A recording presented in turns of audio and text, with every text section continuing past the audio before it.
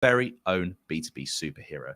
This week, I'm joined once again by co-founder of Flight Story, Oliver Yonchev. Oliver, it is great to have you back on a Lead Forensics webinar. Thank you, Joe. I feel like a veteran of the show. Absolutely. Yeah, no, 100%. No, as we say, very excited to have you back on. For this webinar, we are talking how to get more from your B2B advertising budget. We're arming you with the tips and tricks to get the absolute most out of your available resources. So, Oliver, with that in mind, my first question to you is, when you're looking at your advertising budget, what is the first factor or even factors that you need to consider?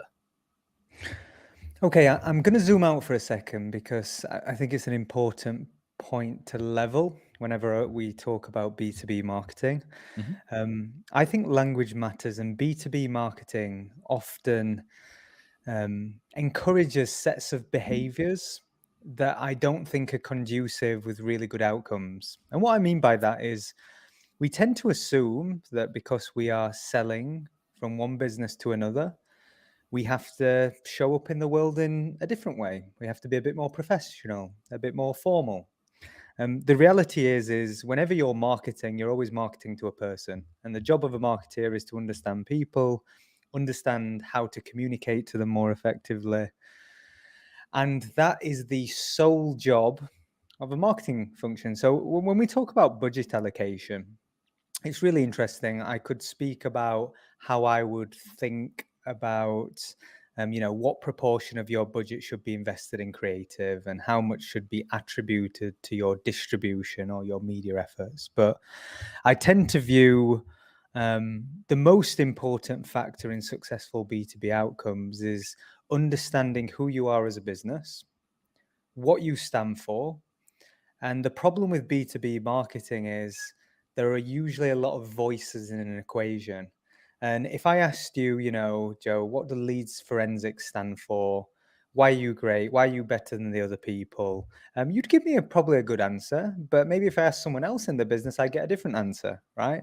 So I think it's really important that all organizations start with understanding who they are. I call it your common language, defining that really clearly. And that's the enabler to do great marketing, whether B2B, consumer marketing. And the second then reiteration of that is understand your customers. B2B buyers are vast and varied. If you think about the influencers, we tend to just assume senior stakeholders make the decisions. In our organization, I, as a senior stakeholder, may be the person that signs things off more often than not, but I'm certainly not the person making the decision. So I think a good foundation, know who you are, what you stand for, what's your story. Second thing, really understand your audiences, interrogate them. B2B buyers are not one thing. They're people, they're vast, they're varied. And then also don't stand for everything. If you're trying to communicate and sell services to, say, SMEs, that's a very different approach probably to selling to enterprise, where procurement processes and systems are more rigid and you have more restrictions. So I think really important there, the two enablers. And then from there, you build your plan, your strategy, your activity. And then the next thing is talk about budget allocation. How do you put resources and time? So it's interesting. We start the conversation on budget. But for me, I think there's layers or steps that marketing functions and B2B sales functions should think about first. Well, it's particularly in the age of sort of B2B influencers growing that we've seen over the past few years as well. There's a social media agency who I'm a big fan of, who their whole ethos is post like a creator. So it goes back to just to reinforce what you were saying about B2B buyers still being people. If you behave in a similar way to, I don't know, like a B2C influencer would do as well, that it does, as you say, it does resonate with people.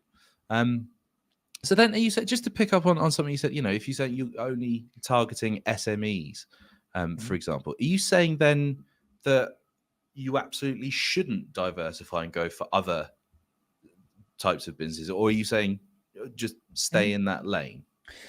I think it's really important to focus. It's an old adage, if you try and appeal to everyone, you ultimately appeal to no one. And I think when we think of how vast and varied the word business is, how many industries that covers, I think going into the minutia and really understanding your buyers is really important. So, but your buyers are what types of businesses are likely to buy from you. Then, who are the people that may have influence within the organization to inform that decision? And that should be a key factor in how you think about how you show up in the world, what you market, where you market, what tactics you use, who you partner with. To your point, if you want to work with influential voices in your sector, how you think about curating them, who are the right partnerships that you should engage with. But it all really starts from having a much clearer idea on who you are and who you want to speak to. It's interesting as well. I'll go a step further. Is I have a very probably advantageous view on B2B marketing, because on one, my entire career has been spent in building B2B businesses. We are a marketing company, so we sell to other businesses. So I have the perspective of knowing the needs, the pains, the growth ambitions, all the factors. But fundamentally as well, in a professional capacity, I'm a marketeer. I obsess over strategy, creative, how to show up in the world in the right way, how to understand people. So it gives me probably maybe a unique advantage point. And I often say our marketing teams that are largely responsible for helping represent our brand and grow who we are in the world and connect us with the right buyers. I often say they have the hardest job in the world because you're dealing with a very opinionated marketeer. So yeah. So let's drill down then into the allocation part of the conversation. Mm-hmm. Then let's assume your budget's been set, it's been agreed upon, Yep. that you know what you're starting with. How do you go about allocating that across different advertising channels? Yeah, I think first and foremost, I'm the biggest believer in B2B marketing that you have to get your content engine working. And when we think about budgets, we tend to segment and separate advertising / media budgets, creative production, plus team resources. I actually think the priority for most organizations is make sure that your teams are well staffed and you have the skills and internal capabilities to meet your ambitions. That's number one. The second thing then is, through that content creation process, you establish a really good team that are creative, that know who you are, that know your audiences. The great thing about all online marketing is you are learning in real time. When you create things, you're getting feedback, and feedback's this wonderful thing that not enough people, I believe, respect. Feedback should inform how you show up next time. Feedback either tells you you're great or reinforces what you're saying is correct, or it helps you evolve and do something new. So I think it's really important that you get the right people, the right team. You figure out your content systems. You do a lot of trial and error testing, but also having the feedback loops in place. And then once you've established those things, then you start to open up your media channels and allocate budget. And one of the cardinal sins that most companies do is they tend to deploy budget in too many places. So they'll look at multiple channels. I think you're much better off focusing on one channel, learning how to do that well, efficiently and effectively, getting the returns. And everybody has a different set of KPIs. Your metrics of success, if you're, say, a SaaS business, might be, the biggest proxy might be new customers looking on your website. But it's important that you do that in a sustainable manner. So you have to then think about, okay, well, people get to our website. What happens then? Where are people dropping off? In that user journey or that customer experience, where do I have blockers?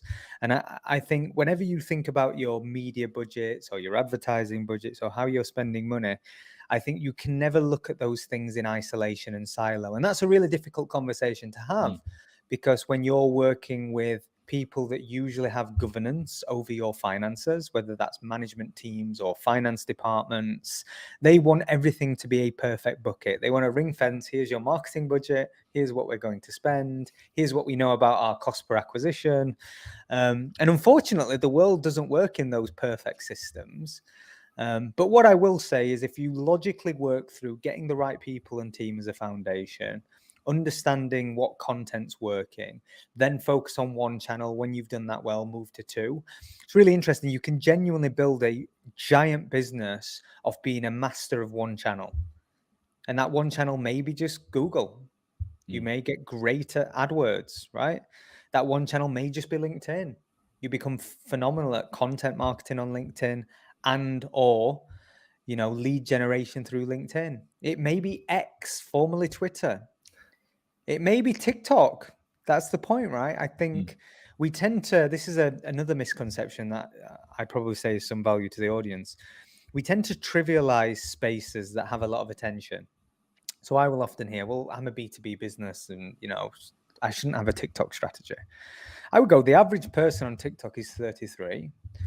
TikTok is probably now the most influential platform in the world. TikTok is a confusing place for people if you're not familiar, but it is a place built on passions and niches.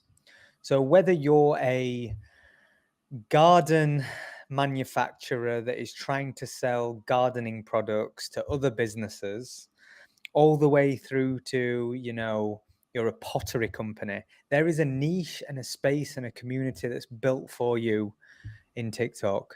It's built on passions and niches. So when you're thinking about marketing strategies or advertising strategies, I tend to have a view of where can I go where I can get maximum attention for the lowest cost. And places like TikTok, places like LinkedIn, they offer huge organic opportunity. So that's why I struggle giving you a very simple binary answer to how should I spend my budget.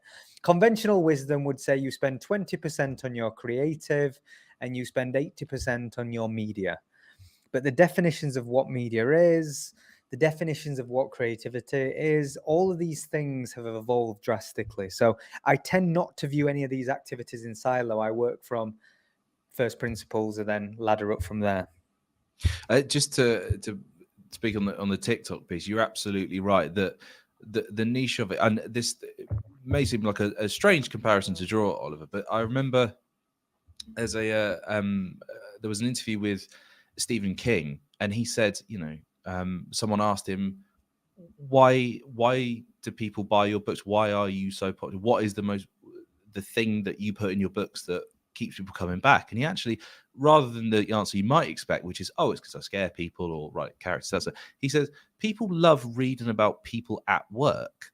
And if you distill that down to TikTok, if you're even, I don't know how many times this happened to you, Oliver, but if I'm just scrolling through just in my own time or something, and I'll see a chef preparing a fish or something, or a carpenter doing something really intricate with carving, that sort of thing, it really does hold your attention. So just applying that sort of thing to a B2B sense, it makes complete sense that you should be on TikTok. There's a regular guest who I have on these webinars called Mike Manzi, and that is one of the biggest proponents of how he has become famous in his industry.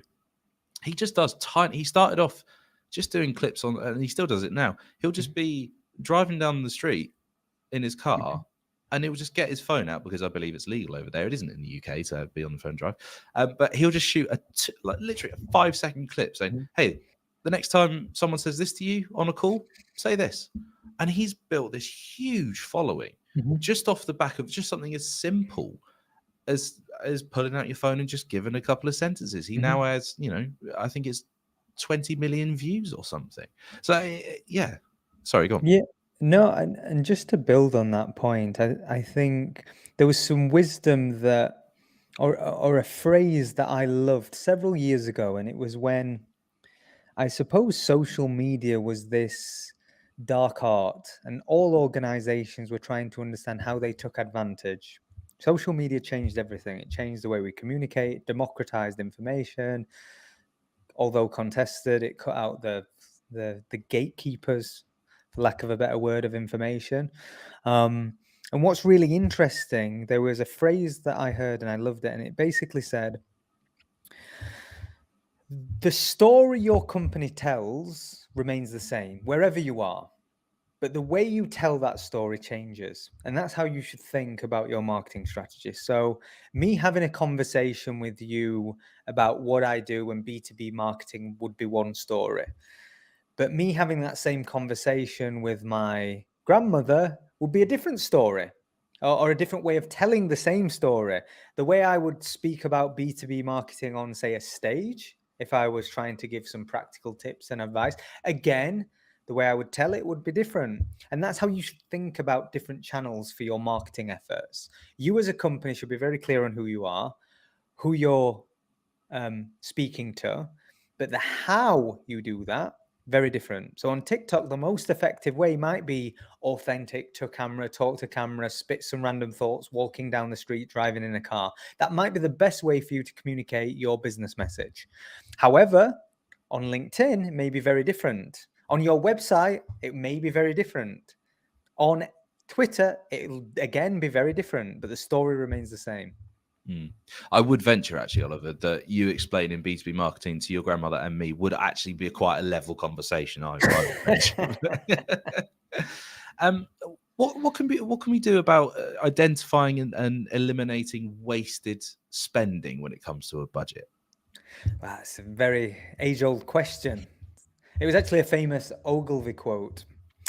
Adland Godfather. I think he said, I don't know, or half of my advertising works, half of it doesn't. The problem is I don't know which half, right? As we move forward into a more attribute or a world filled with attribution where we actually have data to reinforce our decisions, I don't think that's necessarily the case.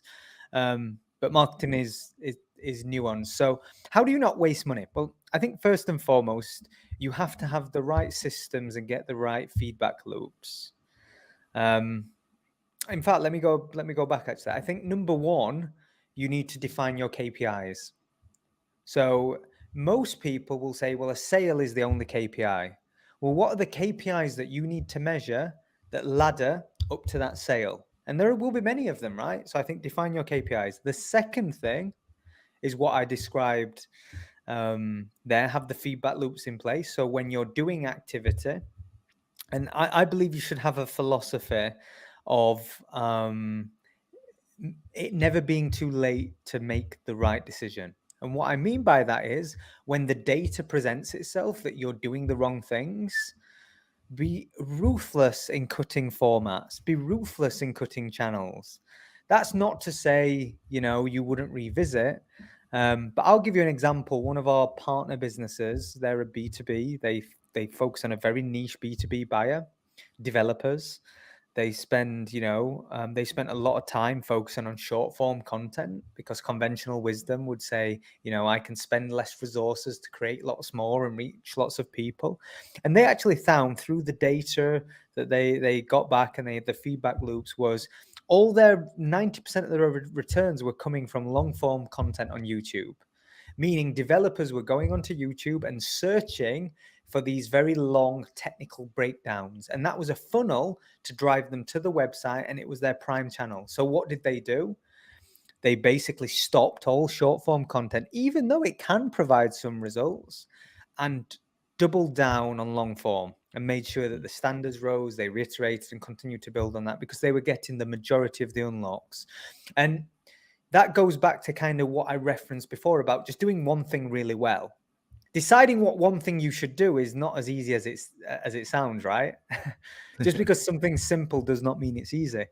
So I think foundations always know what your KPIs are. Make sure you have the feedback loops and systems in place, number two. And then the third piece is be relentless in willing to cut things that aren't working and focus your B2B marketing efforts. Absolutely. Kill your darlings is the famous quote that's attributed that sort of thing, isn't it? Particularly in writing anyway. But I wanted to, because, so here's something else I wanted to ask you about, Oliver, because obviously Lead Forensics, we're, a fairly substantial organization. Let's assume that we've got somebody watching this today who they've got a small business, perhaps it's just, they've got 1 to 10 employees, that sort of size. Mhm. We'll assume that they have an extremely limited advertising budget. What Mhm. advice do you have for prioritizing and making the most impact with their advertising spend? Does it Um, vary actually to what I we've been talking about previously? Absolutely. I would, if I am, and I don't like to speak in generalisms because I think it's much better to be specific to the type of business. But as a broad statement, if I had a very limited marketing budget, I would do no advertising and I would hire a content creator. Number one. Because in you hiring a content creator, you're going to do all the things that I said. They're going to put content out into the world on different channels for you on your behalf. And if they have the right feedback loops in place, you're going to learn what works. And as that starts to prove and provide dividends and start to garner results, you can then reinvest in the distribution, which is often your advertising budgets and such. So number one, if I had a limited budget, I would hire someone. And what I will say around limited budgets, we're now going through a technology renaissance with generative AI. And I speak a lot about how generative AI is going to impact the world. But one of the biggest things it is going to do is create a productivity paradigm, meaning small teams are now capable of doing things previously only much larger teams were able to do. Me as an individual can now use an AI application to draft or support or be my creative sparring partner to pull insights and come up with ideas. I can use a generative tool to take this long form content, if it was listed on YouTube, and make 20 clips for basically no cost that will serve my content engine.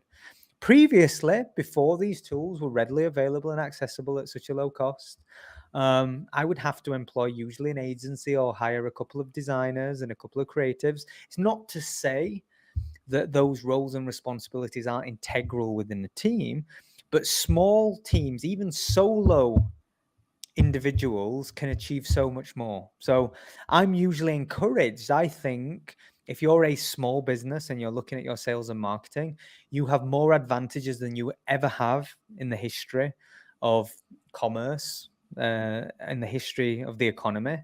And actually, you are not encumbered by all the disadvantages and the diseconomies of scale that larger organizations have.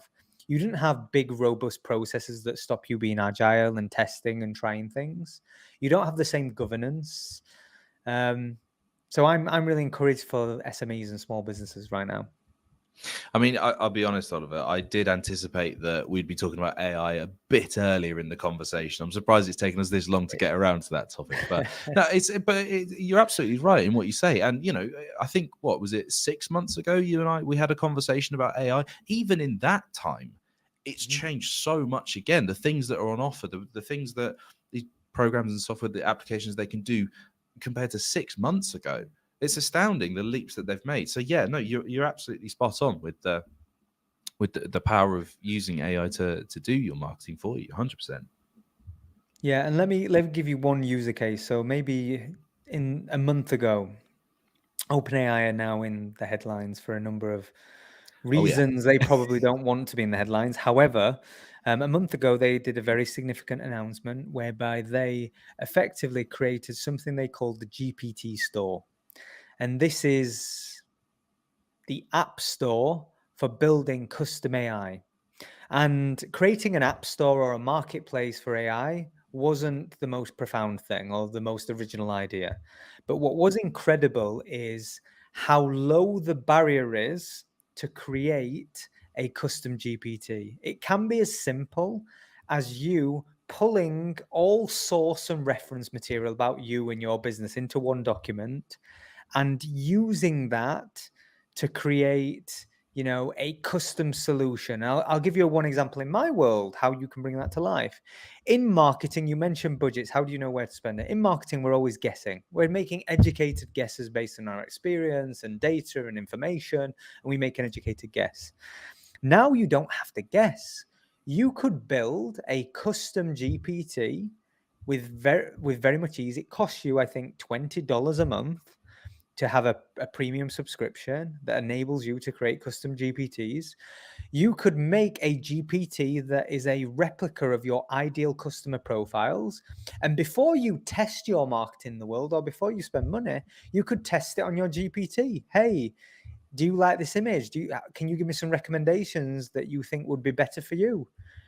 You could ask a GPT, hey, is this language suitable? Would it connect with you?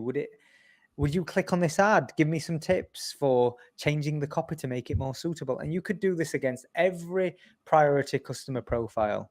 And now, as marketeers, we're going into an age where we can effectively take the guesswork out of marketing.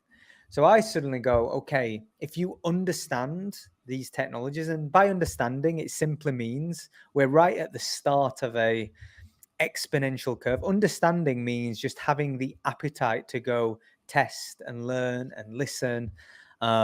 Starting there, the opportunities for small businesses are and individuals are mind-blowing, truly are mind-blowing.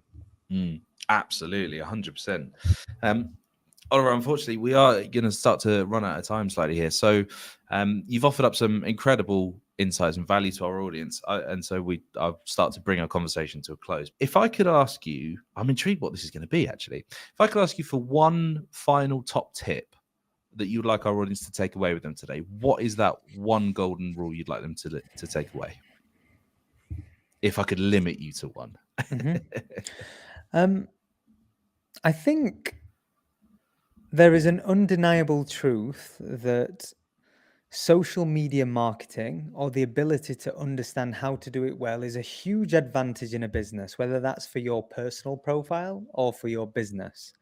I encourage everyone to create content, and that on LinkedIn or any platform that they choose, because having gone through that process for about 1.5 years myself, putting ideas into the world is intimidating. Speaking about your business, but it does two things. It forces you to go out and learn new things, which I think is an enabler for many successes. It forces you to try and draw inspiration.